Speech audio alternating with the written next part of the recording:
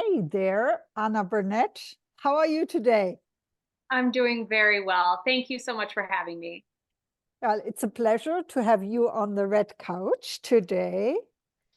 And we have met already at an event. We didn't get to talk because it was very busy. You're a photographer, so you're obviously photographing at an event. And I was talking, so I was nervous. So we didn't really talk with each other. And this is our great chance to get to know each other better today. So tell our viewers a bit more about yourself, Anna, and especially why you do what you do. Um, well, I am originally from the United States, as everyone can possibly, tell by my accent. And I remember when I was young feeling like something was missing. There was something I wanted that I wasn't getting where I grew up. And it wasn't until I had the opportunity to move to Germany in 2015 where I really felt like I found my home and myself within Europe, which was something I'd always dreamed about, thought I might vacation someday, but never thought I'd have the opportunity to actually live over here. And so that was really the beginning of Anna Burnett photography. It was the beginning of my absolute love and obsession with um, architecture. There's just like an endless possibility of places to go and visit in Europe that have been so inspiring to me. And so after the birth of my son and a move to Switzerland in 2018, um, I knew this is where I wanted to spend my life. And I started really digging into what I wanted to do as a career, um, as well as being a mom. Uh-huh. So now I am the owner of Anna Burnett Photography. I just finished my coaching and internship through the International Design Business School out of London, England. And I have recently launched Anna Burnett Interiors as well. So that's where we are. Wow. So you basically run two businesses? Yes, I two saw businesses. a third Instagram handle. What is that all about? Well, a third one is in the making right now. Okay. So also to do with interiors, but it's still early days, but excited about that too. Okay. And tell me something about that black and white picture behind you, the other side. It This looks one, like a city picture of the Middle Ages or something. you know, one of my passions is visiting Brookies Uh-huh. or, the Flohmarkt here. I just love so much. And this is an old print of Basel. Oh, wow. And so I don't know, you can see the crest, the Baseland crest here. Uh-huh. And I like it because the view looking back are the Baseland Hills, and I live in a small village named Arlesheim, and it's back in those hills. So it means something to me. I love the history of it, and Beautiful. yeah, thank you, thank you. Yeah, nice. So tell us a bit more about your various businesses and also how you decided to go about these things in parallel or separately from each other. Because I only knew you as a photographer. So when I had a look at your design website, I was blown away. Not that I can afford hiring an interior designer, but I will definitely keep you in mind if it ever happens. Oh, thank you. No, no, no, no, no. Thank you. I feel like these things happened organically. I've always been a creative. I was lucky enough to have parents that really fostered my creativity Uh-huh. and for interiors, my love for photography. My father's a photographer, among other things, but he really helped me just educating me on how fun it is and how beautiful it can be. So it was a really organic transition from my degree. I have an art degree, and what do you do with that? I spent time in illustration, but I feel like I really found just a place for my creativity to blossom in photography. And so taking that and turning it into a business can be difficult. You really have to put yourself out there. You really have to, you have to talk to people. You have to show your Uh-huh. work. And at first that can be really scary. But the longer that I'm doing it, the more I enjoy it. I love meeting the people, with the families. It's been an amazing way to kind of get into my new culture here and to be able to meet young families like mine. And so the more I did it, the more, or am doing it, the more I'm enjoying it. And so it makes it easier. And interior design is something I've wanted to do really my whole life. It wasn't an option as a degree at the university I attended, or else I would have done it. And I put it off for years. I got married young. We moved all over the United States for my husband's job, and I never felt like I had the opportunity to do any schooling. But after we moved, it became very clear that it was something I needed to do. And it's great because it marries perfectly with photography, that I can do all my own design photography as well. And I also love shooting lifestyle photography as well as family. So I think it's a good marriage between the two of them. And it was an organic evolution. And I'm excited where it's going. Wow, great. And now in all of these business development talks, I always find it fascinating to look at the journey.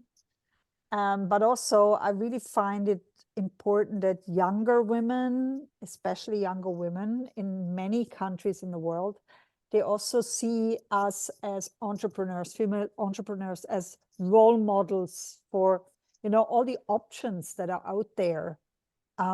Also as a woman, to strive for financial independence, to make a living outside of a corporate job or outside of a paid role, with your own business. So what kind of advice would you have for, let's say, a younger woman who wanted to start a business or thinks about starting a business? I think there are two main things, not just one. I know you asked one, but there's definitely two that have gotten me through the last year. Mm-hmm. The first one I received from my mentor through the IDBS, and I loved it. It's a pretty bold statement, but it's so true. She said, no one's going to do it for you. No one's going to do the research. No one's going to fill out the resume for that perfect job. No one is going to tell you to press send. No one. It's Mm-hmm. up to you. And at first it can sound kind of scary, but I think for me it was very empowering knowing that it's up to me and I can do it. And to all the young women out there, if I can do it, you can do it. It's possible. And the second piece of advice is, it's an analogy which I really appreciated, of a pot of boiling water. And to get the water boiling, there's so much energy going in there to get to the boiling point. And not everyone sees that, especially at the beginning of starting your business, is how much work and how much time that goes into it. And in today's world, everyone wants to look at your Instagram feed and it to be, oh, I'm doing these amazing things, or beautiful images and all this stuff. But I think a lot of people forget of just all the time and energy it goes into actually getting your pot to boil. And I think that's really, for me, just to remember that at the end of the day, when you do find success and hopefully your happiness, it was worth it. Even though people didn't see it, all the hard work you did is still there. Yeah, that's the hot boiling water. I never really thought of it that way. That is a really beautiful analogy. And one of the things I always tell my clients when they are sort of not sure about whether they should find a job here or think about start a business or work freelance, is that my feeling is that, especially as an expat partner, if you build a transferable business you can take from country to country, it's something that creates a lot of work initially, but gives you more and more security and stability over time, no matter where you are. Whereas a job can be taken away from you anytime. I've worked in HR for long enough to know that. Yeah. So building a business, yes, is hard in the beginning, but then, at some stage, it gives you this opportunity to really just do what you want from where you want to do it. And that's just amazing if you think about it. Yes. No, it really is. Building that foundation is can be tough or you feel that it's overwhelming, but once it's in place, it's so rewarding and just it yeah, puts you on the path to success. I think Mm, doing things first. So those are definitely my words of advice, something I just went through, and I'm very glad I did. fantastic. And maybe as a photographer, you're not really the person who likes to be in pictures. That is very true, Angie. Yes, it's hard for me. I'm great at directing other people. I know Uh-huh. this, I know the light, I know all the things, but no, it's not my favorite being in front of the camera. Yeah, I'm just saying that because I had a request today for a website to send in some holiday photos. Ooh, And okay, I have some professional photos, but holiday photos where, I look like a tramp, either sweating because I'm wearing I'm the wrong sure that's clothes, or I really thought long and hard about it. And then I said, okay, whatever. I have no shame anymore. Let's just give those photos to them. okay. I basically I got all over those things over time, like I never wanted to do reels on Instagram, and then suddenly I decided, oh, whatever, just do it. So thinking of all of this, I mean, for you, it's kind of easy to build an Instagram account and a beautiful website with just photos of things or people, other people than yourself. But Yeah. deep down inside, what is your favorite platform and why? Oh, I think it just has to be Instagram for the inspiration. I'm a total visual person. I mean, that's Uh, not a shocker as a photographer. And I see things every day that inspire me, either around my village, it could be something as little, the trees are blooming right now. It yeah. just makes my heart happy. But also, it's fun to share those things that I think are beautiful. And it's not necessarily about getting the likes either. I like looking back on it kind of as a catalog of my life or my year. But I would definitely Instagram for the inspirational photos. Then you can go anywhere in the world and find something beautiful. Amazing. Fantastic. And then I'm also wondering about, events, things that maybe a free course or something that you're running, like photography one-on-one. What is it that you could share with our listeners here?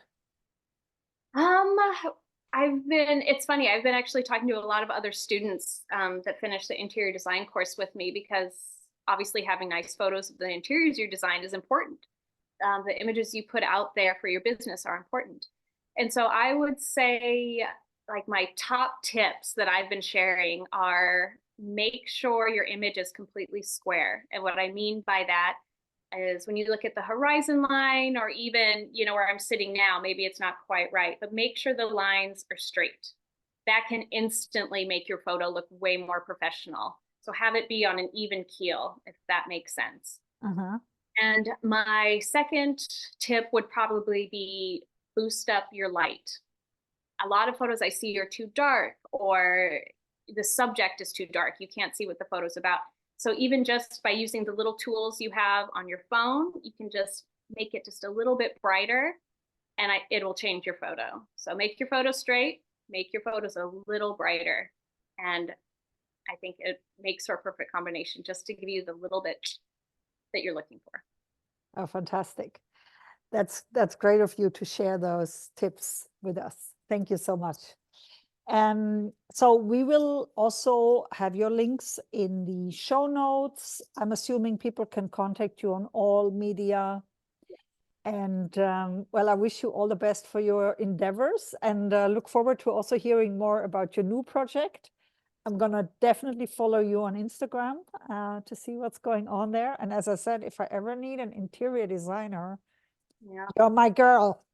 Thanks, Angie. I really appreciate it. Thank you for your time. I had so much fun. The pleasure. Have a good day and see you soon. Bye, Anna. Goodbye.